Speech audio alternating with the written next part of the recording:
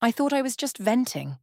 That's what I told myself every time I sat at a dinner table making 5 women laugh at the man I was married to. I called him my obedient dog. I used a prop. I thought no one outside that room would ever hear it. He heard it the same night I said it, standing in a doorway I never once looked at, holding flowers I never asked for. My name is Nadia Cole. I'm 32 years old, senior marketing manager at a mid-size agency downtown. I'm good at it. I know how to read a room, how to make a dull presentation feel easy, how to be the person at any table that everyone turns toward when the energy starts going flat. My colleagues say I'm sharp. My friends say I'm the most fun person they know. My mother, for most of my childhood, said I was too much. She meant it as a complaint. I turned it into a goal. Daniel is my husband. He's 35, a civil engineer, and he fixes things without announcing he's fixing them. When we first moved in together, he noticed I was allergic to black pepper just from watching me pick it out of dishes twice. He stopped buying it. Didn't mention it, didn't make it a thing. One day the pepper was there and the next it just wasn't. That's Daniel. He removes friction from the lives of the people he loves. Fills the vase before you notice the flowers are going. Remembers the name of a podcast you mentioned once on a walk 8 months ago. We got married 4 years back in October. The leaves were orange and the afternoon light came through the venue windows in long gold lines. His parents gave us a small ceramic dog as a wedding gift. White glaze, a crooked painted smile about the size of a coffee mug. We laughed about it and put it on the kitchen windowsill and called it the house mascot. For the first 2 years, his way of loving me felt like more than enough. By the 3rd year, I'd started calling it quiet. And in my mouth, quiet wasn't a compliment anymore. On a Tuesday evening in early March, I was at the kitchen table when my phone lit up with a message from Tom, a colleague I'd been meeting for lunch lately. I flipped the screen face down before Daniel came in from the hallway to get a glass of water. He glanced at the phone, then at me, then away. Asked, easily, whether I'd gotten some good news, because I'd been smiling at nothing. I said it was a work thing, not important. He sat down across from me and said, gently, that I'd seemed somewhere else lately, and he was right there if something was on my mind. Said he wasn't pushing, just wanted me to know the door was open. He'd noticed I'd been quieter in the evenings than usual, and that was fine, but he didn't want to miss something he should know about. I told him I was tired. He squeezed my hand once and let go. On the windowsill behind him, the ceramic dog sat in its usual spot with its painted, crooked smile. Tom wasn't a remarkable man in any obvious sense. 38, recently divorced, and he had the kind of attentiveness that feels rare only when you've been going without it. He asked questions and waited for the full answer before saying anything. At the office, he'd bring up things I'd mentioned in passing. A presentation I was working on, a comment I'd made about a client 2 weeks before. Always at the right moment. That was the whole thing. He asked, listened, remembered. Not a grand skill. Just attention, given consistently, and it was enough to make me feel seen in a way I hadn't expected for a while. At home, Daniel paid attention too. But Daniel paid attention to the environment around me, not to me. He noticed when the soap was running low and replaced it before I could think to ask. Tracked my schedule and adjusted his own around it. Managed the conditions of my life with a kind of quiet competence that should have felt like love and mostly did. Except he almost never asked what I was actually thinking. Not about the week, or the project, or Sunday's plans. What I was thinking underneath all of it. I told myself that was a different kind of thing. Whether the difference justified anything I did in the months that followed is a question I learned to stop asking. There were moments at home that could have gone differently. A Sunday in late March when Daniel made us breakfast and sat across from me and asked if I wanted to go somewhere that weekend. Just us. No plans. Wherever I felt like. He'd been offering that kind of thing more often lately, as if he could feel something slipping and thought proximity might fix it. I said I was tired and wanted to stay in. He said okay and started cleaning up the kitchen. He didn't make it a thing. He never made anything a thing, which I had decided was the same as not caring, and I knew even at the time that this was not a fair conclusion. I reached it anyway. The real problem was that I didn't want to be fixed. I wanted to be found interesting by someone new. Those are not the same problem, and they don't have the same solutions. I wasn't ready to look at that clearly yet. Through April and into early May, I kept meeting Tom. Lunch twice a week became afternoon coffee. Coffee became an hour-long walk through the park near the office that neither of us planned but both showed up for, separately and on time. Nothing happened I could point to and call a clear line. But I was spending something: energy, honesty, the kind of attention you give when you want someone to find you interesting. And that same energy wasn't going home anymore. At some point, I started talking about Daniel differently with my friends, not a conscious decision. It started at Priya's birthday dinner in April. Something about Daniel spending 6 weeks researching dishwasher models and being genuinely puzzled when I wasn't excited about the results. The table laughed. I felt the warmth of it and went further. He was like a golden retriever, I said. Loyal, always underfoot, bringing you things before you asked, and wanting nothing back except the satisfaction of having been useful. Priya laughed loudest. She'd been in a difficult relationship for years, and she got something out of what she saw as my freedom. She encouraged the stories. I took the encouragement. By May, the golden retriever had become a regular bit in our group. Nadia's husband, who had no strong opinions about restaurants or films or weekend plans, unless the opinion was that he hoped I was happy with whatever we chose. I told the stories with what I said to myself was affection. What I didn't look at was the way the bit kept growing. Every time I told a version of it, I pushed a little further than before. The dinners where he waited for me to finish talking before coming over to refill my glass. The holidays where he'd looked up what I'd mentioned wanting 3 months earlier and just got it without asking. I turned each of these into evidence for a case I was building, without being clear on what verdict I wanted. And every time the table laughed, something in me that had been quiet for a while opened up and felt alive for a minute. That was the part I should have looked at. The specific hit I got from 5 women laughing at my husband's devotion. I didn't look at it. I let it run.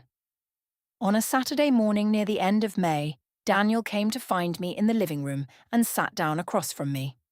For most of our marriage, we'd walk together on Saturday mornings, a loop through the park that had started because we both liked the same coffee shop on the far side of it. I'd missed 3 Saturdays in a row. He named the date of the last walk, 2nd Saturday of April. Said he'd been thinking about it and wanted to ask whether something had shifted around then, or earlier, because he'd been trying to figure it out and couldn't do that on his own. He'd rather ask directly than keep guessing at something he might be getting completely wrong. His voice was measured and careful. He was approaching it like a calculation with a missing variable. I listened, and what I heard wasn't "I miss you." What I heard was, "I've logged an anomaly, and I'm requesting clarification." I told him I'd just been busy at work and nothing had shifted. He said he was glad and offered to clear his Sunday so we could have a day at home together, whatever I wanted. Said it quietly, without expectation. He just wanted us to have some time that felt like ours. I said Sunday worked and forgot about it within the hour. I made plans with Priya instead. That evening, Daniel tried again. We were in the kitchen after dinner and he stopped drying a dish, turned toward me and said directly that he thought I seemed unhappy. Not looking for a fight, just one question. Was whatever was wrong about the 2 of them, or something happening in my life alone, because those things had different answers and he wanted to respond to the right one. He'd noticed I seemed better with other people than I was at home, and he didn't know what that meant, but he wanted to ask. Clear question. Specific. Honest. From someone genuinely trying. I told him nothing was wrong, that I sometimes went quiet and it had nothing to do with him, and that he didn't need to analyze my moods as a diagnostic project. I used the tone I knew would end the conversation, because I'd used it before and it worked. He said he understood. He said he was there whenever I was ready. He went back to what he'd been doing, and I sat at the table a few more minutes listening to him finish the dishes. The thing I kept coming back to was this. Daniel never made me feel like I'd won anything. Not in a bad way. He wasn't competitive, wasn't petty. He just never pushed back hard enough for a push to land. He absorbed and stayed, and instead of feeling like safety that felt like going nowhere, like throwing something into the ocean and watching it disappear without a ripple. I had been trying to feel something with him for a while and kept finding that the feeling I most needed, that I mattered, that I was irreplaceable, that losing me would be catastrophic, wasn't something he performed. He showed love by filling the vase and remembering the podcast and making the pasta. That wasn't nothing. But I had decided, somewhere in the third year, that it was the wrong kind of something. Whether that was true or whether I'd just talked myself into it to make what I was doing feel justified, that's the question I still haven't answered cleanly. Later, in the bathroom, I read a text from Priya. She said Tom had been asking about me through a mutual colleague, whether I was seeing anyone seriously. She added 3 question marks and a winking face. I put my phone down and went back to the kitchen. Daniel had already finished the dishes, including the ones I hadn't done. My birthday is in June. That year it fell on a Friday, and my friends organised dinner at a small Italian restaurant downtown, the kind of place where the tables are close together and the noise gives you the feeling of privacy that isn't actually there. 6 of us. Priya, closest friend since second year of university, laughed easily and asked very few hard questions. Camille, who I'd known through Priya for about 2 years, quieter than the rest, more careful, the kind of person who tracks what you actually say rather than waiting for her turn. Janine, who worked in fashion and had a talent for making any evening feel more significant than it was. And 2 colleagues from the agency. Daniel knew about the dinner. I'd mentioned it weeks before. He said he hoped I had a wonderful evening. Before I left the apartment, he was in the kitchen making something to eat. Asked what time I thought I'd be home. I gave him an estimate. He told me my jacket was on the second hook rather than the first. I always lost it on the first hook, and said he'd leave the outdoor light on. I glanced at the ceramic dog on the windowsill while I picked up my keys. It sat there the way it always sat, in its usual spot, smiling its crooked painted smile at nothing. Camille arrived at the restaurant before me, and when I got there she stood up and hugged me and said she was glad it was my birthday because it gave them a reason to be out on a Friday. I liked her for that. She was sincere in a way that some people find inconvenient. The dinner was warm and easy. Wine and conversation and the comfortable looseness of a table of people who know each other well enough to relax. I was at the centre of it. I always made sure to be at the centre of it. We talked about work first, then a trip Janine was planning, then something Priya's sister had done at a family event, and the conversation moved the way it moved when the wine was good and the lighting was low and everyone had left the harder parts of their week somewhere else. At some point in the first hour, I realised I was having the best time I'd had in months. Not because anything extraordinary was happening, just because I was in a room full of people who found me interesting, and that had started to matter to me more than I'd been admitting. About an hour in, Janine asked how Daniel was doing. She'd met him at 2 social events and seemed to find him appealing in the way people find steady, reliable things appealing. Genuine question. No edge to it. I should mention that I'd had 2 glasses of wine by then. Not enough to lose track of what I was saying, but enough to feel like the gap between thinking something and saying it was smaller than usual. The wine wasn't the reason. It was just the condition under which the reason finally came out. I started with the golden retriever comparison. The table had heard versions of it before and settled into it comfortably. Then I went further than I had before. I said he wasn't just a golden retriever. He was, more precisely, an obedient dog. Fully trained, no independent opinion, no agenda of his own, just watching me with patient alertness, waiting to find out what I needed next so he could provide it. I said I could ask him to bring me a glass of water, and he'd come back with it looking so pleased about having completed the task that I sometimes felt guilty for not having more requests. The table laughed. I did the hand gesture, flat palm held out, the way you signal a dog to sit. I said that was more or less the shape of the marriage. He sat. He stayed. He watched me with the expression of something very well trained and grateful for it. The table laughed harder. Near the bar there was a small decorative ceramic figure on a wooden shelf, a white dog, about the same size as the one on our kitchen windowsill. I reached over and picked it up and put it on our table. Addressed it the way I addressed Daniel when I wanted something. Warm, patient, slightly instructional, as though speaking to something that required gentle management and had no real will of its own. Janine had to set down her wineglass. Even Camille smiled, though her smile was shorter than the rest, and it left her face faster. I held the table's full attention and I stayed there. It felt like the most alive I'd been in months. Daniel was standing in the doorway.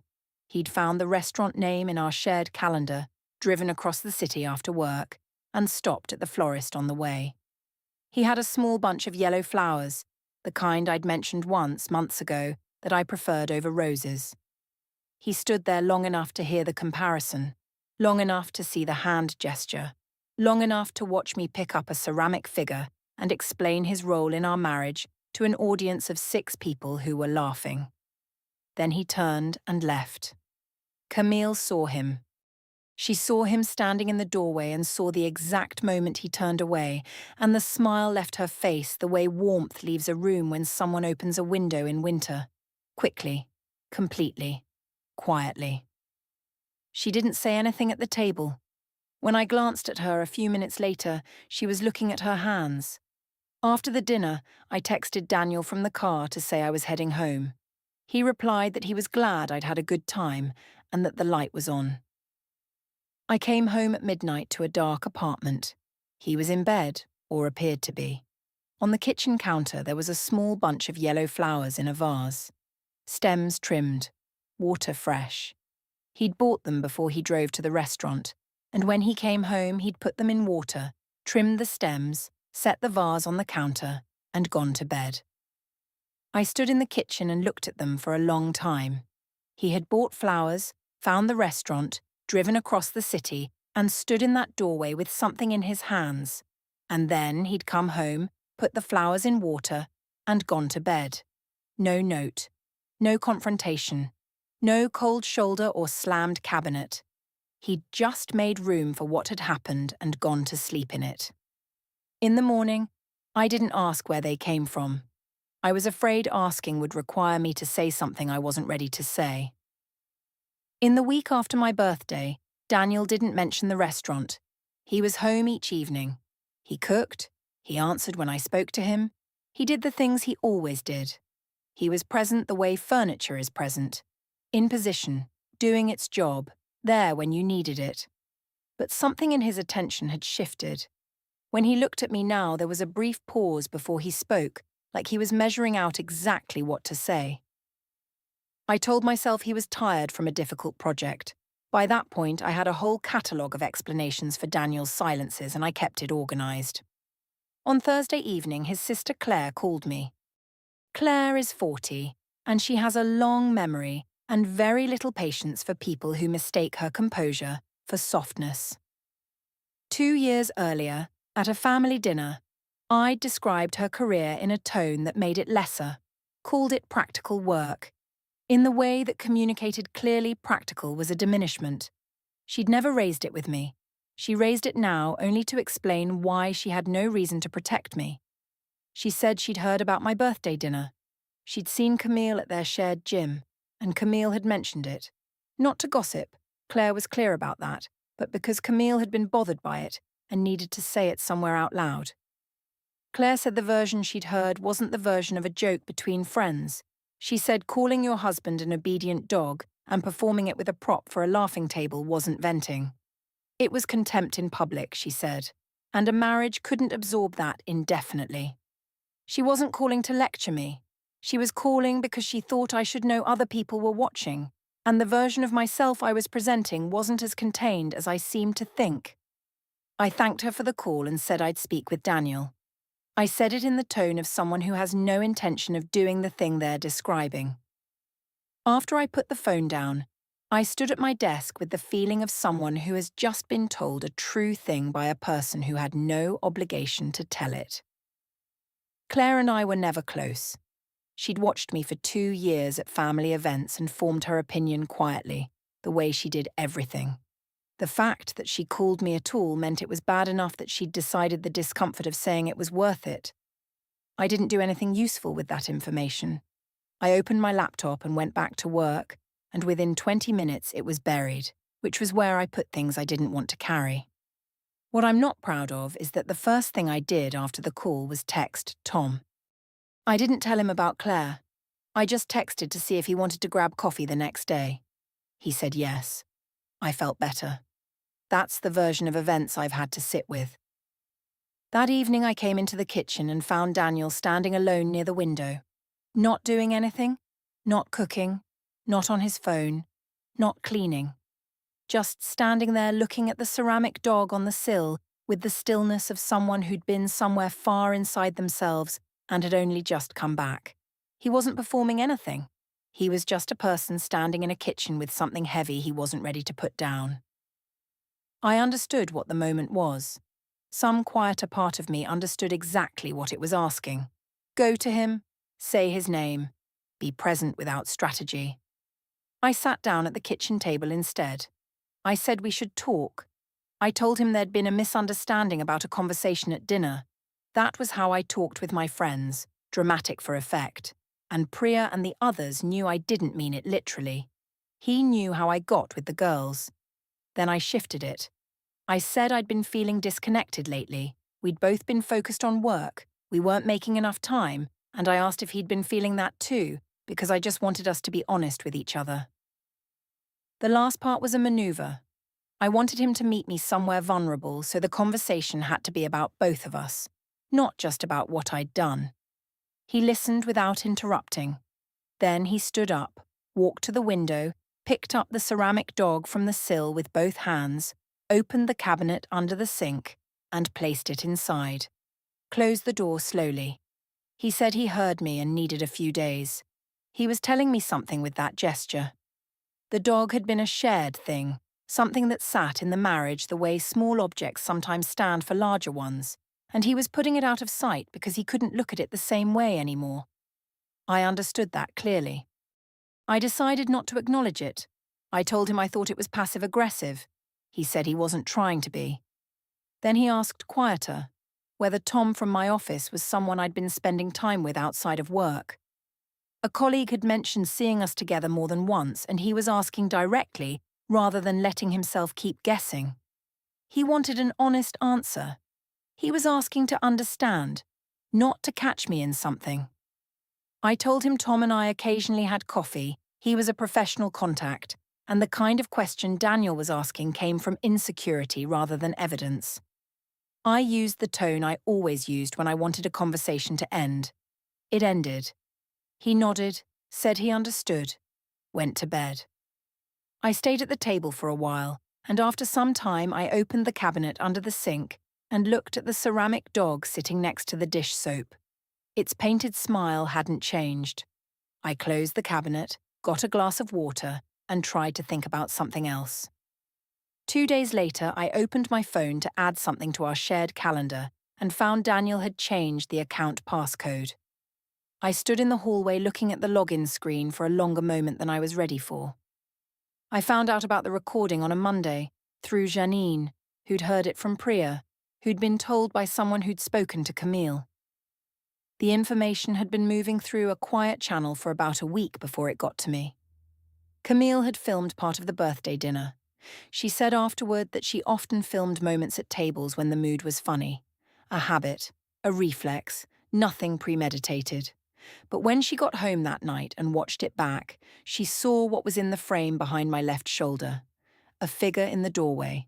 She recognized Daniel from the 2 times they'd been introduced. She watched him stand there, then watched him turn and leave. She held the footage for 2 full days. Then she sent it to him. I called her from the parking garage outside my office. I told her what she'd done was a serious overstep. The footage was a private conversation at a private dinner, shared without my knowledge or consent. She'd taken a fragment, stripped it of context, handed it to someone who was going to use it against me in exactly the way she should have seen coming. She'd inserted herself into a private marriage, and the role she'd chosen wasn't hers. Camille said she was sorry I felt that way. She said she'd been to a lot of dinners where people said hard things about their partners, frustrated, performing for a table, blowing off steam. She said this one felt different when she watched it back. She said she'd seen his face in the doorway at the moment he understood what was happening in front of him, and it wasn't the face of someone who was going to be fine after a quick apology. She'd thought about that image for 2 days before she acted on it. She'd made a decision she believed in, couldn't undo it, wasn't sure she'd want to even if she could. She was sorry I was in pain. I got off the call. I sat in the parking garage for about 10 minutes after that. I had gone in there to have privacy for the call, and now the call was over, and there was nowhere to go with what had just happened. I couldn't be angry at Camille for long. The part that kept catching was the image she'd described. Daniel in the doorway, the look on his face, the moment he understood.